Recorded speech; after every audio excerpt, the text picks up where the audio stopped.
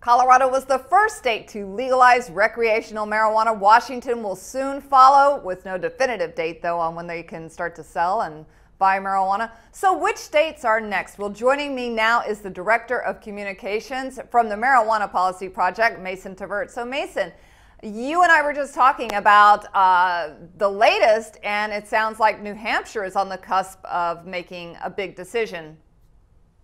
Yeah, any minute now, the House of Representatives in New Hampshire will be voting on a bill that would regulate marijuana like alcohol, similar to what's been passed in Colorado and Washington. And if they do, they'll be the first legislative body in the U.S. to vote to end marijuana prohibition and adopt that type of system.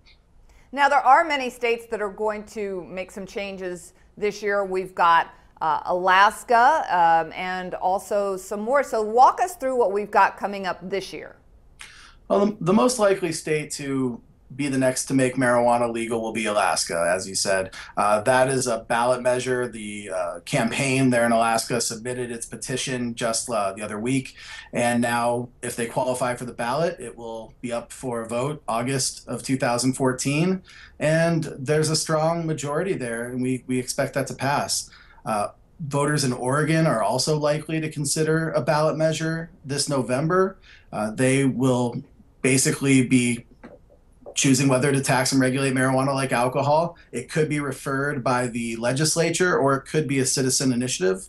And then there's also a measure being proposed in Florida for the ballot. It remains to be seen whether that's going to qualify for the ballot. That would be a medical marijuana law, and it would need 60% in order to pass. Now that is this year, but it looks like a lot of states are opting to wait till 2016 when there's a presidential election. They feel that that's going to get the youth out to vote, and that the chances of passing some of these laws will be more likely if they have that youth vote in 2016, right?